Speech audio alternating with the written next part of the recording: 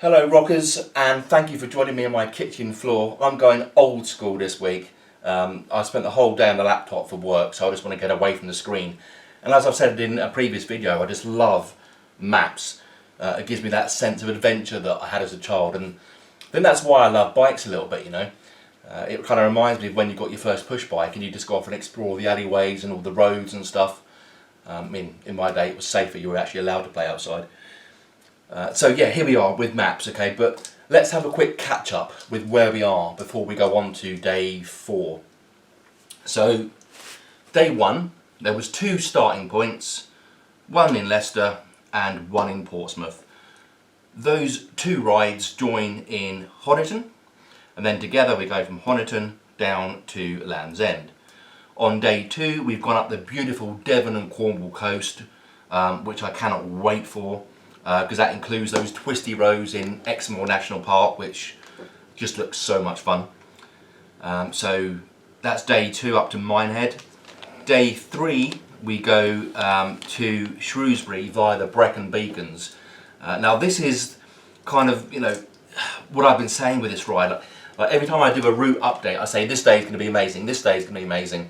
But the truth is, they're all just pretty much amazing. To go up that beautiful coastline and then onto the beautiful Brecon Beacons, and then day 4, we're hitting Snowdonia. And I'm going to put a few videos up over my voice in a moment from Tom Boy A Bit on YouTube. She's a great vlogger and a keen motorcyclist and does loads and loads of route videos. Go and check her out on her channel because it's really, really good. But I'm putting these up because you can kind of see some of the roads we're going to be riding. I'm also going to put on the screen the name of the pass we're going over. I want to say Llanberis, but again I'm really nervous about pronouncing some of these names because I don't want to offend any of my Welsh brothers and sisters. But I'm not going to lie here, this day is all about Snowdonia really, because we've been really lucky up to this point. Everything has been sort of countryside, beautiful coastlines, stunning valleys and hills in the Brecon Beacons, and then stunning mountains in Snowdonia. But towards the end of day 4, it's a case of civilization, because there's nothing really between Chester and our endpoint Milnthorpe for this day that is really that exciting. It's a case of really spending our day in Snowdonia and then getting ourselves to Milnthorpe. But what I thought I'd do at this point is just kind of take track of where we are. We've done day 1, Leicester and Portsmouth to Land's End, day 2, Land's End to Minehead, day 3, Minehead to Shrewsbury, which means so far we've covered 758 miles, which is, you know, it's a heck of a challenge. But the fact of the matter is, as you can see from this map, we're not even like a third of it in yet. There's a long, long way to go. But already in these 4 days, we've just had the most incredibly beautiful scenic rides. And if you're like me, we felt so pent up and just so desperate to get out, what better remedy than this, you know? So let's have a look then at day 4, which is Shrewsbury to Milnthorpe. Now, it was going to be Kendal, but the problem I've got is I want our start point and our end point to be big enough that I can accommodate who knows how many bikers. I don't know how many are going to turn up. I know we've definitely got 15 because there are 10 people booked on the whole trip. And I think there are 14 to 15 in total that are doing the whole trip.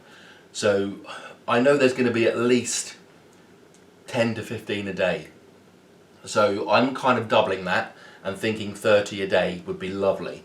So I've got to find somewhere where we can all congregate at the start and the finish. Because remember, you haven't got to all stick together. You can do your own ride, stop how much you want, go as fast or as slow as you want. The key thing is starting together and then getting all together at the end, because it's that group gathering that's going to get the attention that we need to raise money for charity. So I didn't really have any options in Kendal at all. So I went onto Google Maps. There are 10 riders who are on an accommodation deal that one of our members, Kevin Jones, found. Top bloke, Kev, by the way. And those 10 riders are booked into the Cross Keys in Milnthorpe. So I went on Google Maps, had a wee little gander around, and then I found something across the road which looked like a car park, and then as I zoomed in it came up with this business name. So I thought I'd be a wee bit cheeky and give this business a ring to see whether they could help us. And this business was Sue's Cumbria Snack Bar. Now sometimes when you speak to people, you just know instantly that they're amazing. She was so welcoming, so willing to help. I mean, it's absolute hashtag legend alert here. I told her what we were doing, and immediately she said, no problem our end at all. What we will also do for you is whatever your group spend at our bar, we will give a percentage back to donate to charity. I mean, that's just ridiculously brilliant kindness right there, isn't it?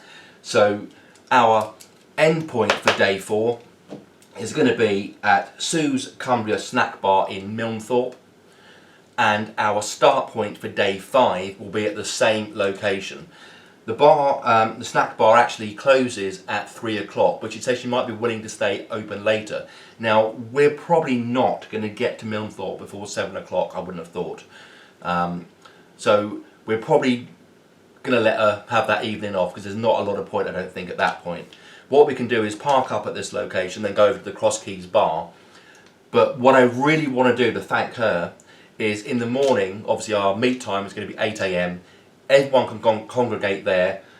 They do breakfast and bacon rolls and baps by the look of it, and coffee. So if we all have our breakfast there, 30 odd riders get their breakfast there to thank her for her generosity and her kindness, basically, then you know that's good on both fronts, isn't it? Of course, if she's willing to stay open past 7 o'clock and you fancy something to eat from there, then that's great, but we can look at that nearer the time. But the key thing is mentioning Sue's snack bar because of her absolute generosity and kindness, and the amount of humanity she's got just seeping out of her on that phone. And confirming our end point for that day. The start point for that day is still to be confirmed. In Minehead, where these the 10 bikers are booked in for, there is no parking. They're also not being very helpful as a hotel either. But we've had a very, very kind message from the Beach Hotel in Minehead, who are doing their best to help us out. So that's still in early talks at the moment. Also potentially AFC Minehead as well. So I am still trying to figure out a decent start point in Minehead. But I will update you on that. So that's it for this ride. Snowdonia is going to be just incredible. And beyond this point, it's just going to get even more incredible. I mean, we've got Scotland coming and that West Coast. Oh, I cannot wait to start this ride. But that's it for this one. A nice, short and easy one. Don't know what that thing needs to come off my pen. But yeah, so thank you very much everybody for your support so far. We're approaching 200 members in the group. We've just gone over 700 quid in funds raised, which is, well, about 500 quid more than I thought we'd get in total. We've not even left yet, so you know, I think we should be able to reach that 2,500 target absolutely no problem. So please keep supporting us. Look for those events in the event section of the ROC group and join the rise that you're going, so that I know how many people we have. And yeah, roll on July the 12th. Take it easy. Bye.